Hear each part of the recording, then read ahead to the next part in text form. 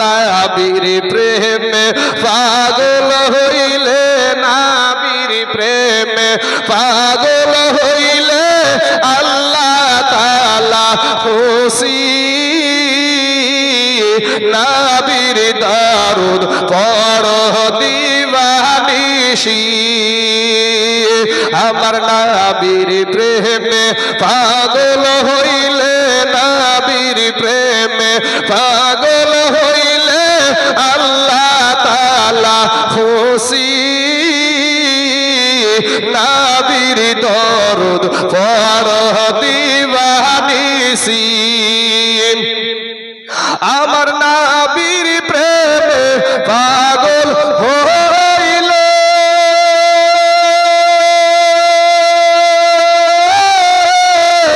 আমার আল্লাহ পাকের দিদার মিলে গো। জোরে বলে সুবহানাল্লাহ। ওরে আমার নাবির প্রেমে পাগল হইলে আমার আল্লাহ পাকের দিদার মিলে গো। ওরে ডাকো যদি জজমালে থাকো, যদি জজমালে হইয়া উদাসিনী,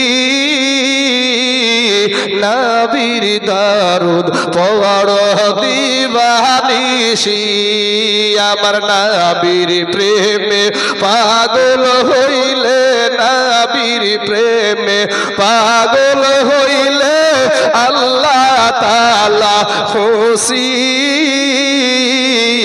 নাবির দারুদ পড়ো দিবানিশি, আমার নাবির প্রেমে যে হয় মাতাল,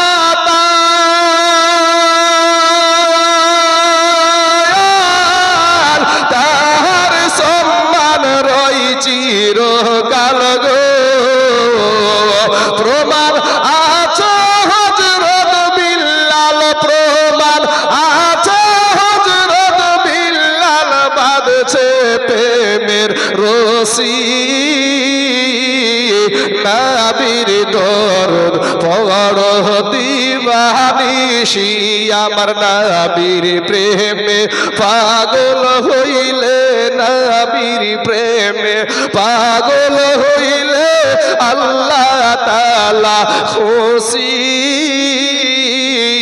নাবির দরুদ পড়ো দিবানিশি। আল্লাহ, আমাদের কোনো জায়গা খোঁজার দরকার হয় নাই। বিবির সঙ্গে আমরা সুন্দরভাবে যে কোনো মুহূর্তে আমরা আনন্দ করতে পারি, উপভোগ করতে পারি। কিন্তু যদি হারাম সম্পর্ক হয়, চোরের মতো চুরি করি করতে হয়, চোরের মতো চুরি করি করতে হয়। মুসলমান ভাইয়েরা, আজ আপনাদেরকে বলবো ভাই, তোমার পা দুখানা আগায়া দাও ভাই, তোমার পায়ে হাত দিয়ে বলি ভাই, নবীর সুন্নাতের মালাটা গলায় পরিয়ে নাও। আজকে তোমাদেরকে একটা প্রমাণ দিই ভাই, আমি দাড়ি রেখেছি বলে না খাইয়া মরি না রে ভাই। যেখানে জলসা করতে যাই, কিছু কিছু কমিটি বাবাজি আলাদা থাকে, মানুষ মেহমান বুঝে না, মেহমান কি জিনিস বুঝে না কিছু কিছু কমিটি। কিন্তু বেশি অংশ কমিটি দেখা যায় ভালো মাংসগুলো আমাদেরকে খাওয়ায়, ভালো বেশি অংশ কমিটি ভালো মাংসগুলো, হুজুর আরা খান দি, হুজুর আরা খান দি, এত সম্মান করে খাওয়াই, আবার এরকম স্টেজে চেয়ারে বসালছে। এই সম্মান বোধহয়, আমি বোধহয় দাড়ি কেটে এসলে বোধহয় এই চেয়ারে বসতে দিলেন নাকি? তো দাড়ি রাখার জন্য সম্মানের জায়গায় বসায় আছে আমার আল্লাহ, টুপি পরার জন্য সম্মানের জায়গায় বসায় আছে আমার আল্লাহ, আজ জুব্বা গায়ে দেওয়ার জন্য সম্মানের জায়গায় বসায় আছে আমার আল্লাহ, কোরআনওয়ালা হওয়ার কারণে সম্মানের জায়গায় বসায় আছে আল্লাহ, সুন্নাত পালন করার জন্য এই সম্মানের জায়গায় বসায় আছে আল্লাহ। আমার ভাইদেরকে বলবো ভাই, তুমি আমার মতন হুজুর হইও না, কিন্তু বেয়াদব হইও না ভাই, নবীর সুন্নাতের মালাটা গলায় পরিয়ে নাও। তোমাদের মতন যুবকেরা, নওজোয়ান তরুণ ভাই, আমি এই মসজিদ দিয়ে আপনাদের এই দিক দিয়ে যখন জালসা করতে যাই, বেশি অংশ মাগরিবের নামাজ আপনাদের মসজিদে পড়ি। আগে চিন্তা না হয়তো কেউ যে এটাই তাইজুল ইসলাম বক্তা, ঠিক আছে, নামাজ পড়ি বেরিয়ে যাই, নামাজ পড়ি বেরিয়ে যাই। তো এমন একটা দিন আপনার রাত্রি, বহুত রাত্রিতে চলে আসছে, আমি আজ বোধহয় মসজিদে চোরগুলি বাড়াবে আপনাদের মসজিদে, এই মসজিদে, হ্যাঁ এই মসজিদে চলে আসছি জালসা করিয়া। তারপর আপনার টয়লেটের আমার প্রয়োজন হয়েছে, আর আমি এই দিক থেকে এইদিকে ভাই, আমি একটা আকীদায়ে সুন্নি ভাই, আমার নবীর আশিক, আমি নবীকে ভালোবাসি, নবীকে দাঁড়িয়ে সালাম দিই, নবীর নামে দুরূদ শরীফ পড়ি। কিন্তু বাবাজি সেই নবীওয়ালাদের মসজিদ আপনাদের এটা কি পাই আমি এই ইসলামপুর থেকে, এই গোধনপাড়া থেকে, বরঞ্চ শেখপাড়া ধরতে হবে, এই রাস্তার কোল দিয়ে আপনাদের এটাকে পাই। তো আমি যেখানে থাকি না এটাতে এসে নামাজ পড়ি, কোনো প্রয়োজন হলে এটাতে এসি আমি উঠি, রাত বিরিত রাতে 1টা 2টা 3টা বা সন্ধ্যা থেকে যখনই হয় এটাতে আমি উঠি। জানি যে এটা সুন্নিদের মসজিদ, অর্থাৎ কোরআন নবীওয়ালাদের মসজিদ। এটা এই মসজিদে নবীকে সম্মান করা হয়, ইজ্জত করা হয়। অর্থাৎ এই সুন্নি দলটা বাবা কোন মানুষের দেওয়া দল না, এটা মদিনাওয়ালা দেওয়ার না দল। জোরে বলেন সুবহানাল্লাহ। আমার নবী তো নাম রেখেছে আহলে সুন্নাত ওয়াল জামাত, এই দলটা আমার নবীর দল। তাই এই মসজিদে আমি উঠাউঠি করি। তো বাবা আজকের কথাটা প্রকাশ করলাম, আপনাদের দেশে এসেছি তাই। তো বাবা যে আমার সোনা মানিকের আমার ভাই জানেরা, যুবক ভাইদেরকে নিয়ে কথাটা উঠে আসলো। আজ যুবক ভাই তোমরা যারা এখানে আছো, একটা কথা আমি 5 মিনিট একটা ঘটনা আমি বলবো, একটু দিলটা নরম করে একটু বুঝো ভাই। শোনা, আমি বেফালতু আপনাদেরকে কোনো কথা কোনো সময় বলার চেষ্টা করিনি যে এই বলিয়ে সময় কাটিয়ে দিয়ে আমি চলে যাবো, এই ধান্দা না। কিছু আপনাদেরকে দিতে এসেছি, আপনারা নেন বাবা। একটা কথা মাথায় নিয়ে যান যুবক, এই যুবকেরা, তোমাদের মতন যুবকেরা এই ইসলাম ধর্মকে প্রতিষ্ঠিত করেছে। জোরে বলেন সুবহানাল্লাহ। যত যুবক ছিল সব যত যুবক ছিল, যত বৃদ্ধ মানুষ ছিল, সবাই নবীর দুশ্মনী করেছে বাবা, বুড়ি হয়ে গেল। আর যুবকেরা নবীর পাশে দাঁড়াইছে। যুবকেরা নবী, যুবক বলতে বাবাজি আই বড় শুধু ধরেন না, 40 বছরের নিচে 12 বছরের উপরে এদেরকে যুবক ধরেন। এই যুবকেরা, এরকম যুবকেরা আমার নবীর পাশে দাঁড়িয়ে বিবিকে বিধবা করে, সন্তানকে এতিম করে দিয়ে এই ইসলামটাকে প্রতিষ্ঠিত করেছে। জোরে বলেন একবার সুবহানাল্লাহ। একটা যুদ্ধ হয়েছিল বাবা মুসলমানের সাথে আর কাফেরের সাথে। যুবক তোমাদের জন্য আমি ওয়াজটা টানছি, বুক ব্যথা করে রে ভাই, একটা রাত্রিও খালি নাই, রেস্ট নাই, কষ্ট করি কথাগুলো বলছি ভাই, একটু শোনার চেষ্টা করো ভাই। মইরা গেলে তোমার সঙ্গে কেউ যাবে না ভাই। কবরে ভাই রে, কবর এমন একটা জায়গা, তুমি তো জানো যে ওই কবরটাতে তুমিও একদিন না একদিন মাটি দিতে গিয়েছো।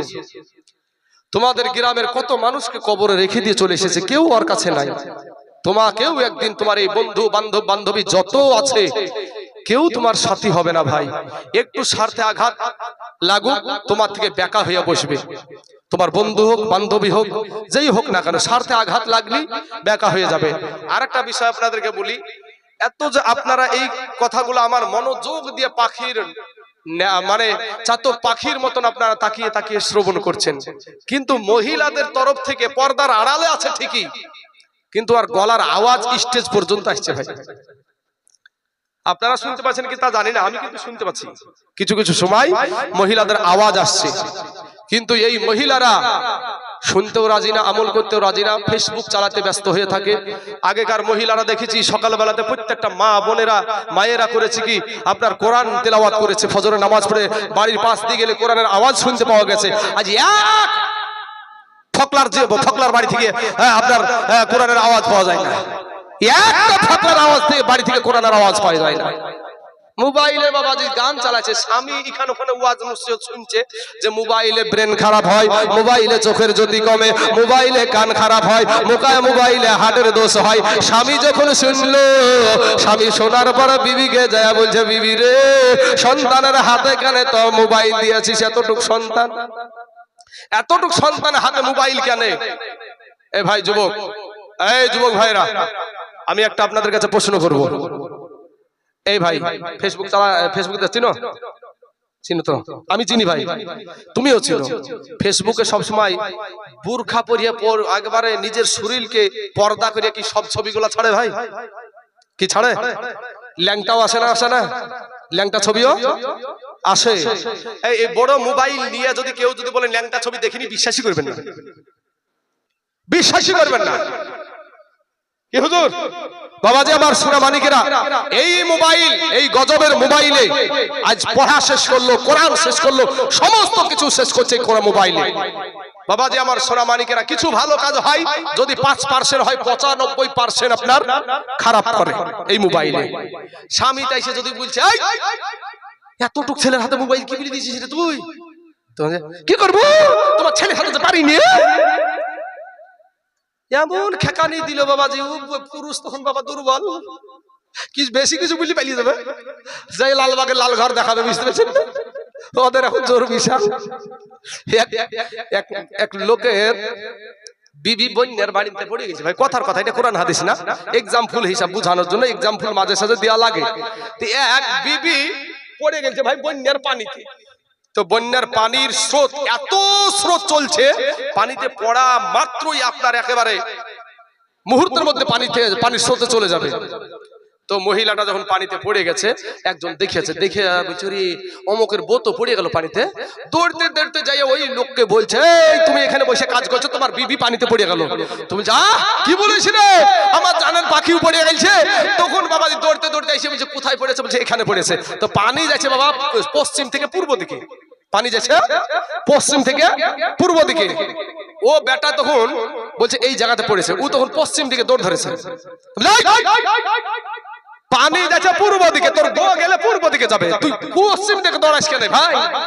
তো বলে ভাই রে তুই জানিস না, যেদিন থেকে ওকে বিয়ে করেছি সেদিন থেকে উল্টা চলা ছাড়া সোজা কোনোদিন চলেনি, আজকে পানিতে পড়েও সোজা যায়নি, উল্টাই গেছে। এরকম মহিলা আছে না নাই বাবা সমাজে? মুখে জব দিলে আটা হয়ে যাবে বাবা। বাবাজি আল্লাহ আমার মা বোনেদেরকে হেদায়েত দান করুক, সকলে বলেন আমিন। কিয়ামতের দিন মায়েদের সম্মান কিন্তু বেশি, মায়েদের সম্মান আল্লাহ বেশি দিয়েছে ভাই। একজন নারী মা ফাতেমা এদের মতনই নারী ছিল, মা খাদিজাতুল কুবরা। ইনাদের জীবনে যদি বলতাম বাবা চোখের পানি ধরে রাখা সম্ভব হবে না। সেই মা খাদিজাও কিন্তু ইনাদের মতন নারী ছিল। তো আমি আপনাদেরকে যুবকদেরকে যে কথাটা আমি বলতে চাইছি, বাবা যুবক আমার মা খালারা দিলটা নরম করে দিন, দুইজনের ভিতরে শিক্ষা আছে এই কথাটাতে। মোতার প্রান্তরে যুদ্ধ হবে, লড়াই হবে, ওইদিকে আপনার কাফেরদের সৈন্য হলো 3000, এই কাফেরদের সৈন্য হলো 1 লক্ষ, মতান্তরে 2 লক্ষ, আর মুসলমানের সৈন্য হলো মাত্র 3000। আমাদেরকে বলে রোহিঙ্গা, আমাদেরকে বলে বাংলাদেশ।